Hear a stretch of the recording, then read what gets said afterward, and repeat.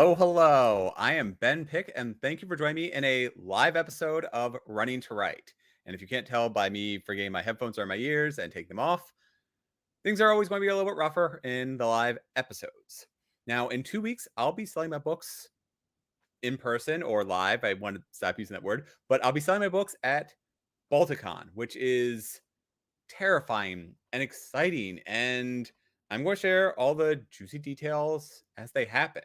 But for right now, well, actually, next week's episode is all about how I'm going to be preparing for selling my books in person for the first time.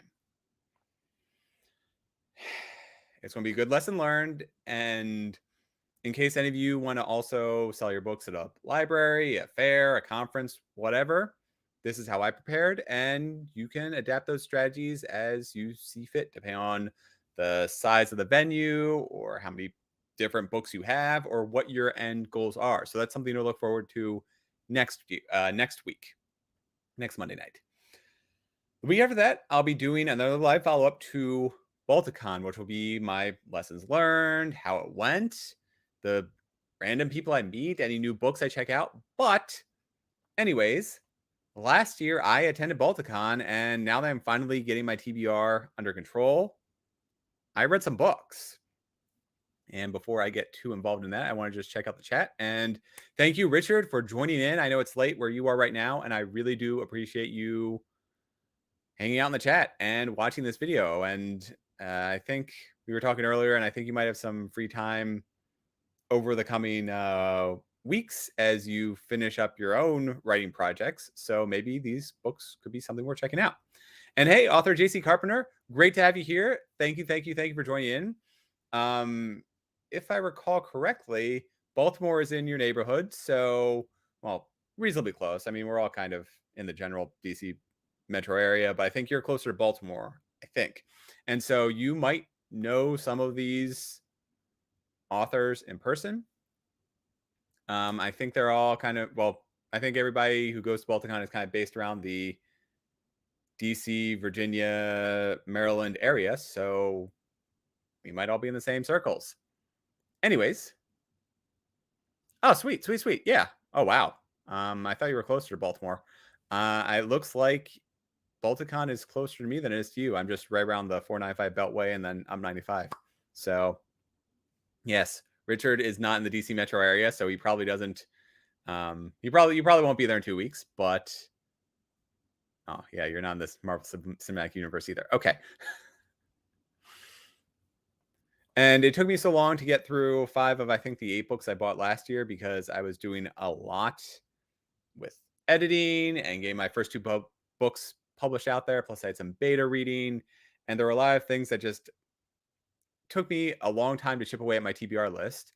And so here are my thoughts on what I did read, and I'm going to go through these in the order that I read them.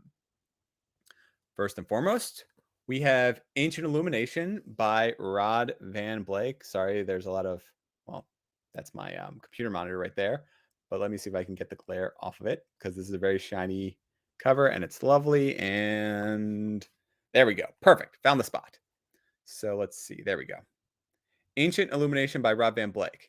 Now, I have reviewed this book on the channel before, but I want to do it again because now I'm doing it as a part of the Balticon group instead of just indie publishers.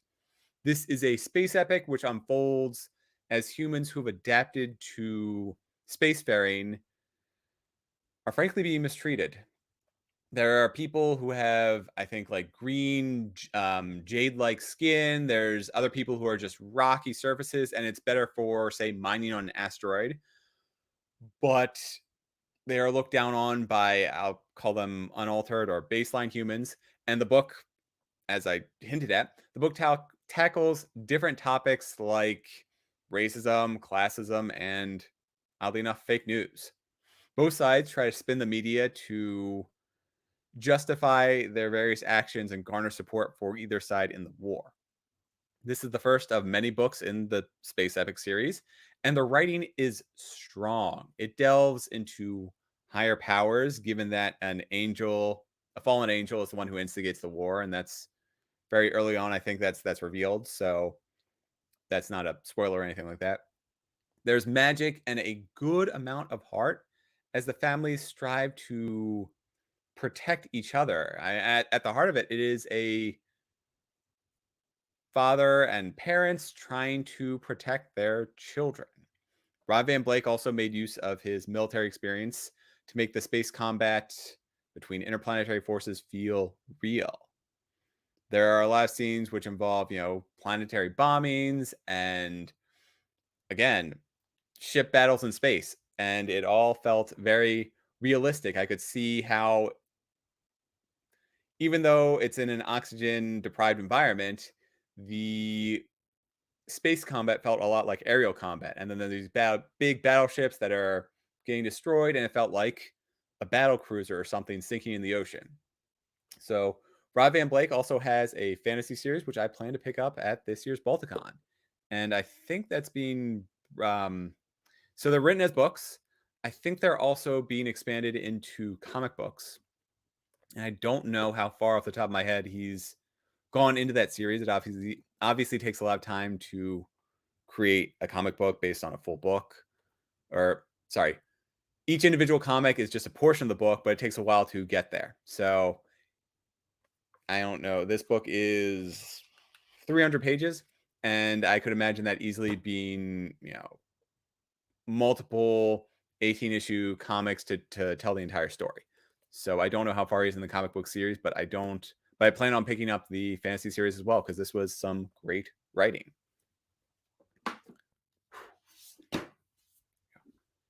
And let's see here. We got a comment. Will you be meeting him at the event?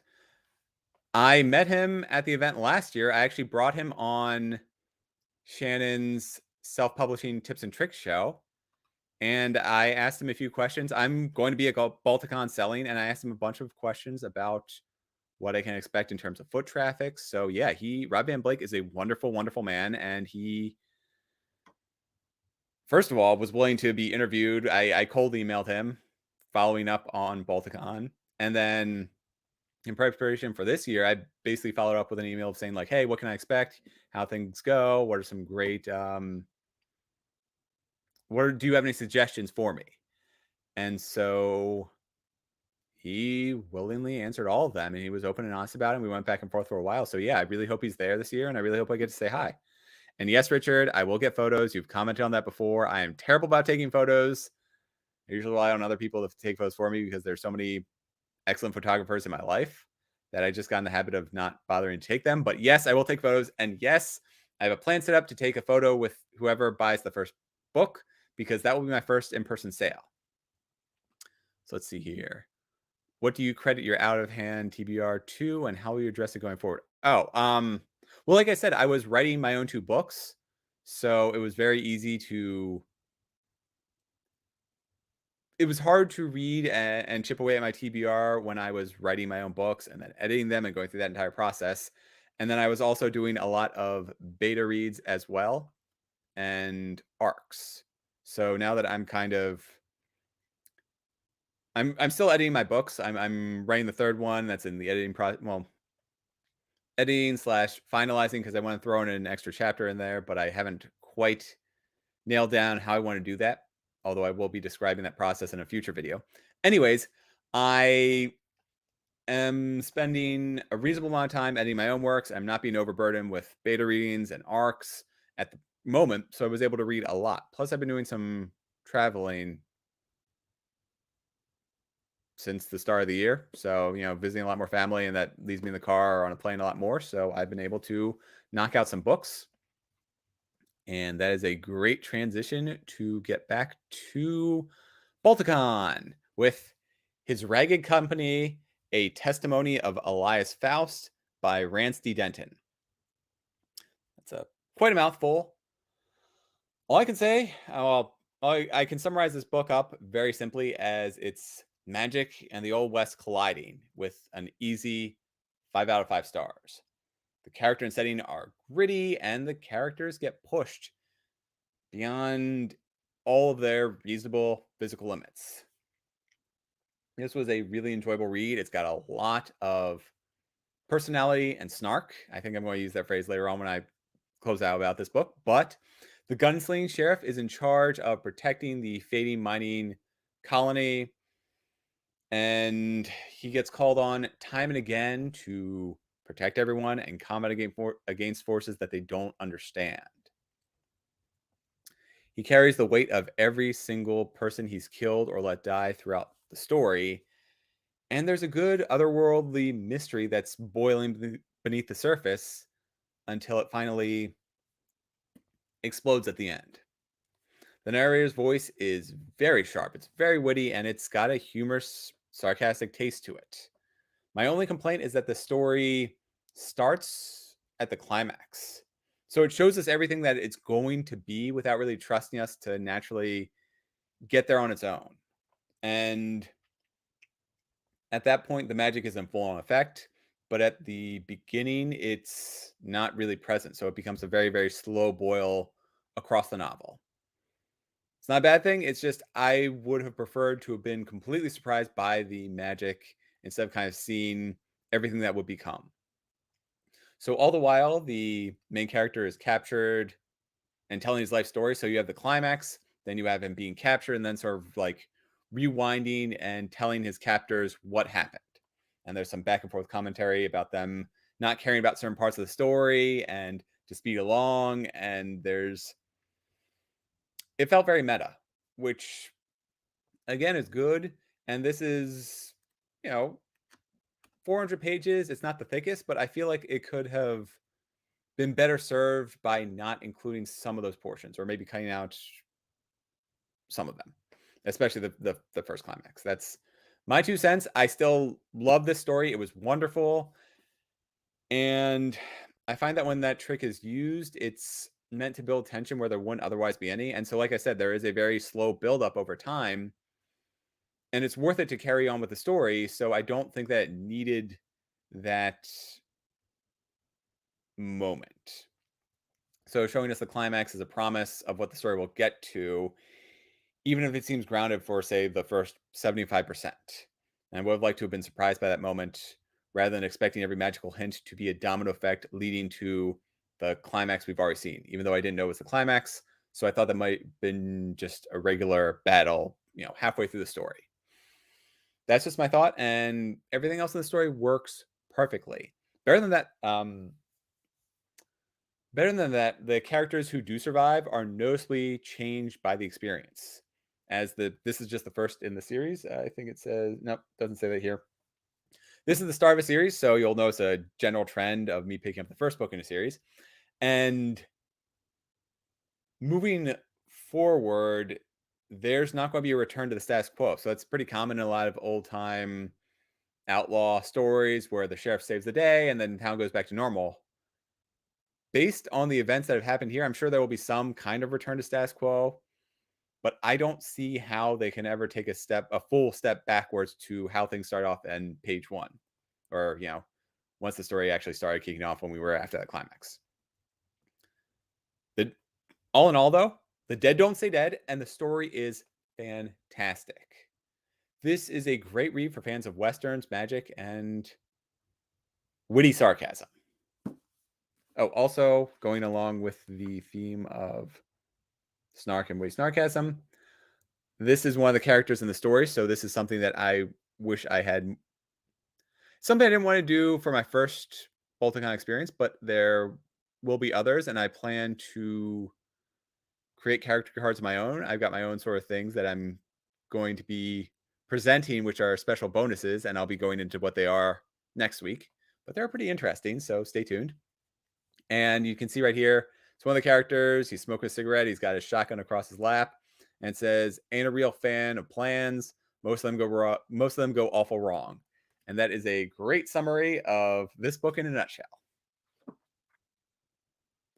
Because every plan they make falls apart pretty quickly. All right.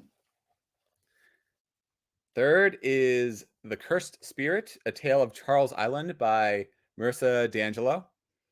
And this is by far the shortest book I got. There's nothing wrong with that, but I feel like I could read in an afternoon. It's about 200 pages, and the text is quite large. It's double spaced. So this story felt fairly short. I mean, there's nothing, like I said, there's nothing wrong with a short story. It's just compared to some of the other ones, This one took me a while to read. This one I feel like I could do in an afternoon. Now, Melissa D'Angelo shows her passion for Charles Island, which, if you read the back, there are proceeds towards. Oh, let's see. Sorry, there's a comment, but oh, nice. The internet died briefly for Richard, but he's back. Cool. Thank you. Glad to see. Internet troubles are universal because I frequently have them as well. Anyways, this is all about Charles Island, which is a real life island off of Connecticut. It takes place back in the 1600s, and it is an island which is only available to walk to during low tide. So it's very easy to maybe travel across and get stranded there. I've been to a similar island up in Maine in Bar Harbor where they have all these signs over saying like, you need to be back on the main shore by such and such time. Otherwise, here is a taxi to call, a water taxi that will pick you up, but they will fine you and charge you, and it's quite expensive. So make sure you're back before the tide comes in. And it's wonderful. It's a beautiful little island, fun to explore, and get to some nice views of the city. I haven't been to Charles Island, but like I said, this is definitely a passion for Marissa D'Angelo. And let me look in here because I think she actually says that all the proceeds go to supporting. Should have done better in preparation, but I believe that she said that all the proceeds go towards supporting the. I'm not going to find it. I don't want to sit here and read through this, but I think that some of the proceeds are donated towards Charles Island or the Native Americans who are living there or are around there. This book actually takes place in the 1600s, and it does follow the life of a Native American tribe. So the main character is haunted by this lonely island, Charles Island, and feels drawn to the place by supernatural forces. So the story begins with the main character learning about the burdens of his future as the chief. He wants to excel, but he's not that great at hunting. He's not that great at fishing. He has a friend who is much better at all those things than him, but she's a woman, so she can't really participate. She definitely can't be chief because it seems like it's inherited by his family line. And, well, the supernatural haunting gives him the chance that he needs to show that he is ready to become chief. There's more to the mystery than that, and there are some good emotional moments as he strives to save the people who are important to his life. On the downside, though, a few of the moments in the story had some stream of conscious issues. It's very noticeable when the text is this big and it's double spaced, when a full paragraph takes up multiple pages. So that can make it difficult to read or difficult to retain all that information in my head as I'm going through.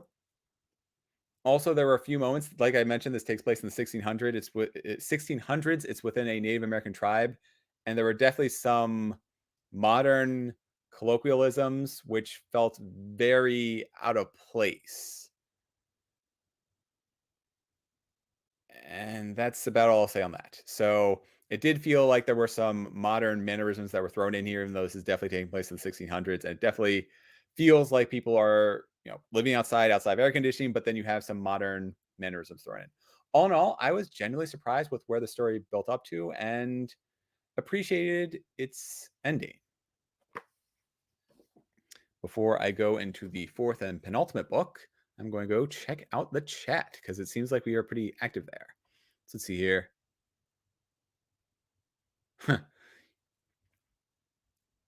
Yeah, so I can read 200-page book on an afternoon. How fast have you been? So it is 200 pages, yes, but it's also 200 pages double spaced with very large font and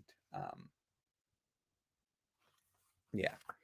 And as Richard mentioned, I had a rough weekend when I got my COVID vaccine. I was kind of in and out, and I managed to read Price War. I was basically incapacitated, so I was on the couch the entire weekend and read Price War. I was doing a beta read for that. So yeah, I was able to finish that in 30 hours, I think. But yes, and that is another reason why my TBR has suffered, because I'm doing beta reads. I want to help everyone out, but beta reads definitely jump up to the top of my TBR list.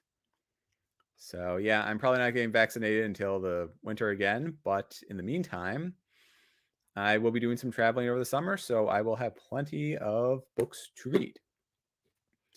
And yes, thank you, Richard, for being quite generous. Your proceeds are going to yourself. I don't think that's the same thing. Are these all self-published books? Yes. I am fairly confident that most of these are self-published, if not all of them. I know for a fact that my last book, the author has his own publishing company, so it's definitely self-published. Yes, don't call the Native Americans in 1600s dude, for instance. There was I'm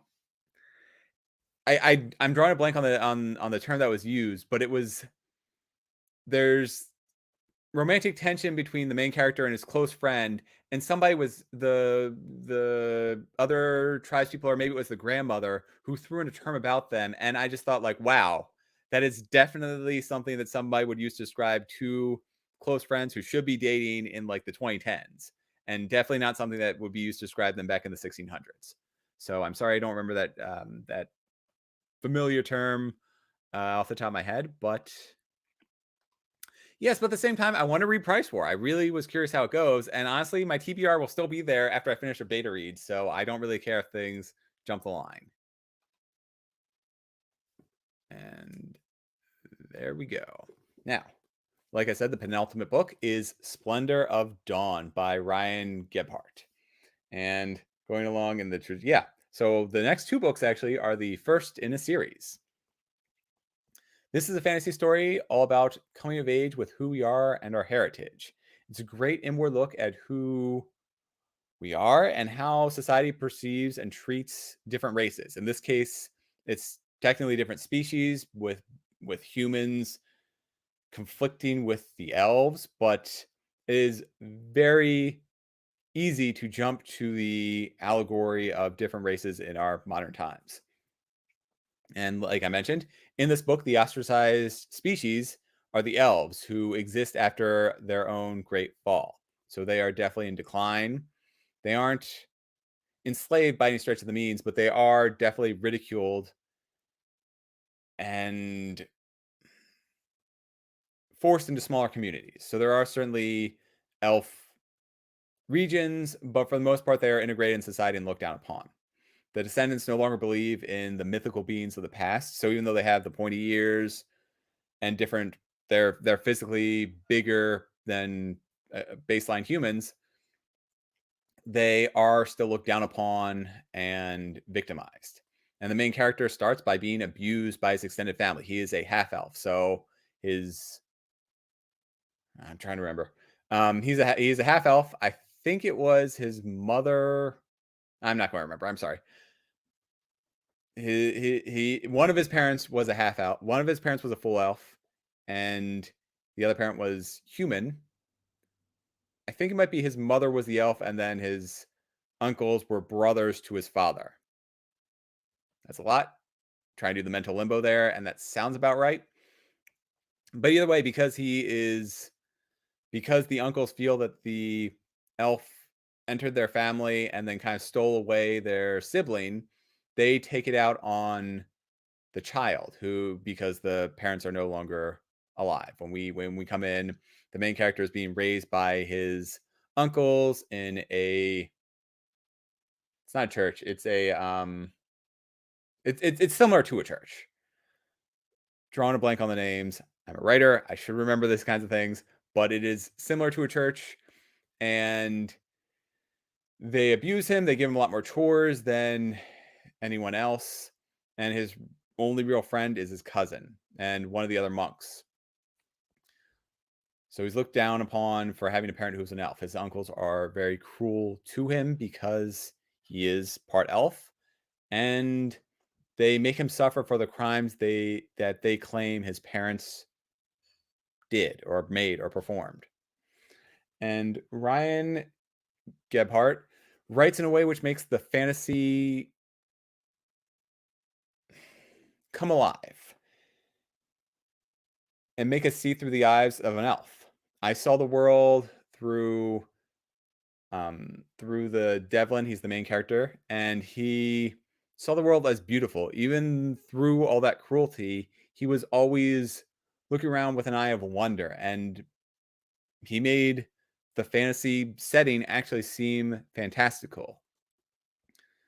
Throughout this adventure, it starts off as an adventure of him leaving his home, as most of these fantasy stories do, and ends with him going to a magical school about halfway through. Throughout all of that, his eyes are always open to the wonders around him. He's never dulled down by the experiences. He never gets blasé about it. He's always is amazed at the dwarven tunnels he goes through, or the flying creatures he meets, or the magic he experiences. All of it, he looks on with such incredible amazement that it carries through to us, the reader. So Ryan did a wonderful job of conveying that all to us. Like I said, the story starts off with an adventure and a quest to learn about the main character's heritage. It's him and his cousin, who is one of his only friends, like I said, aside from that one monk. And that becomes a magical story where the hero learns that they have innate magical capabilities that they need to then explore. And the story mirrors our world in that the characters suffer through abuse, prejudice, and misinformation. That is one of the big issues early on, is that we're told many, many things that as the story unfolds, we find out they are not true.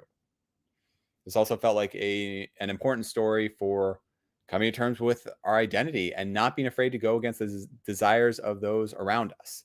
And this is another beautiful cover. You can see it's, I think it's a matte background. It's not glossy, but you can see that there is this flying dragon in the background. There's this wonderful castle. You have the sun. I can't tell that sunset or sunrise. I'm sure there's a metaphor in there somewhere. But it all looks very, very beautiful and fantastical. And that comes through in the story.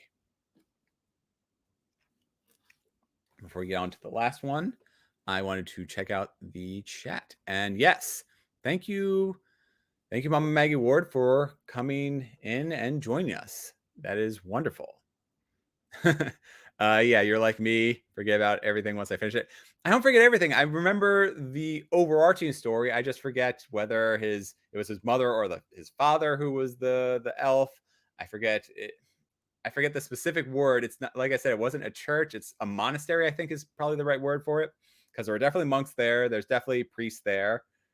And it's used as a school for learning, but I don't think it's technically a church. I think it would be more of like a monastery. So I get to the words eventually. They just slip my mind when I'm on camera, as everything should. Now, lastly, we have a really fun book. This is the Tales from the Fermi Resolution, Volume 1, Shadow of the Tower by Mo Lane. As I mentioned, I think this Mo Lane has his own publishing company. And like I said before, I'm fairly certain that all these books are self-published, which is quite impressive. And I'm very excited for new self-published books that I will be looking at in 2 weeks when I go to Balticon to both be a vendor and a participant. Anyways, this is a series of short stories which take place in a post-apocalyptic world where magic and the old gods have consumed North America. Let me see if I can find it. Yeah. So there we go. This is the map of North America, and you can see there are lots of new divided lines. In kind of the middle of the Americas, there's the Universal Dominion, which is the magic users. They're kind of the evil people who are going around conquering and doing bad things. Let's just say that. So these short stories take place over roughly 1,000 years, and we see people trying to reconcile with the post-apocalyptic world and magic and people evolving into new things. I don't think it explicitly says it, but I got the feeling that because of the magic, people become elves and orcs. There's definitely elves and orcs in this world. It doesn't necessarily say whether they just kind of appeared or whether they crossed over because of the old gods crossing over, but I got the feeling that they were humans who had been slowly altered by the magic over the thousands of years. Just my 2 cents. I don't know if that's something I just missed within the story or if that's entirely canon. Anyways, within these stories, we now have true humans who are rare and progressively more so as that 1,000 years goes on, who have been largely replaced by elves, dwarves, orcs, and the like. And just because they're orcs doesn't mean they're bad. There is an entire plot line based around the orcs trying to join up with all the other factions that are going against the Universal Dominion, who are the evil wizards. Each of the character stories were wildly unique, starting with the first one, which is a fighter and wizard duo who are going into a college to obtain various books. The wizard's going to find some ancient tome, and they come across this supernatural force that they have to defeat. And you get to the end of that short story, and it turns out that the fighter who was hired by the local government to bring back these really, really important books, the really important books they brought back were physics books, because that knowledge is just lost in the world of magic and hundreds of years from now. So it is kind of fun seeing our modern commodities, what will become of them hundreds of years from now. In a lot of these post-apocalyptic worlds, the things we take for granted are often the things that are essential to survive, whether that is, cans of food, which, in slight tangent here, but in shows like The Last of Us, I'm really concerned about things like botulism. But like I said, it's what you need to survive. So, there's that. And as this book proves us, that physics books are imperative because that knowledge gets lost. Well, that is something that we need to build society, build our houses, build everything, build vehicles. Anyways, back to these stories. Soon we're following werewolves and orcs and living snakes as they join forces against the new nation of magic users who are enslaving the surrounding nations. And yes, I did say living snakes. It's kind of a weird chapter where you're walking through with an exiled prince who is being led by snakes that come together to form a human avatar. Just kind of weird and bizarre and lots of fun to read about. These turn into gripping tales with surprising outcomes. And I don't want to say much more of that, just that all the stories connect together in a way which felt very satisfying by the end. I appreciated how the author Mo Lane respected our intelligence. There are some terms thrown out there, such as ghoulman, which 10 pages later I start to see as vampires based on context clues, although he didn't explicitly come out and say, these ghoulmans are vampires. He trusted that we kind of get it. Rather than stopping the story to say, this is a ghoulman, he has fangs, sucks blood, all that fun stuff. Just says, this is ghoulman. A couple pages later, it's, we need to eat. Is there blood around? Extra strong forces, difficult to kill. So you kind of get those context clues and come up with your own conclusion of what a ghoulman is. In fact, it might be entirely wrong, and ghoulman might be something really, really obvious, and that might just be a ghoul and man mashup. Now that I'm reading that loud, I don't think there were anything about fangs, so it was just really strong people. So that's on me. Anyways, these stories were fun, despite implied moments of genocide, 1,000 years of war, and other troublesome topics. The read tended to be light. There's even a scene in the first short story where they're attacked by magical squirrels that just swarm them, which is really, really a lot of fun. And I think there was a bookmark that I had for this, which include those squirrels on there. So it was really cool to see them in the book. And among all of that, the characters still remained hopeful in the hopeless science fiction magical apocalypse. And sure enough, after 1,000 years, society starts to rebuild. Each of the narrators were packed with personality. I do my favorites, like the first one, because that was just a lot of fun to read. But there were other wonderful stories in here. And I appreciate how often the characters describe something in the way that we do now, only it's usually wrong to show how much language and idioms have degraded over time. So those are the 5 books I read from last year's Balticon haul. Sorry, my tongue keeps slipping. I'll be sure to fill you in on all the new books I pick up. And I want to just thank everyone in the chat. So, ooh, yeah. Richard, you definitely have a wrench. I forgot about that. So this is Tales from the Fermi Resolution. And after this episode is over, I will include links to all these books because I need to do the proper host things and show you where you can pick them up. So I will do that after I sign off. And with that, thank you everyone for joining me. Thank you, JC Carpenter. Thank you, Richard. Thank you, Mama Maggie Ward. If any of you are going to Balticon next year, I hope to see you there. Sorry, if any of you are going to Balticon in 2 weeks, I hope to see you there. And if not, I will see you next week. I am Ben Pick. Thank you for joining me in Running to Write. See you next time. Until then, give any of these books a try. And take care and have a wonderful, wonderful night.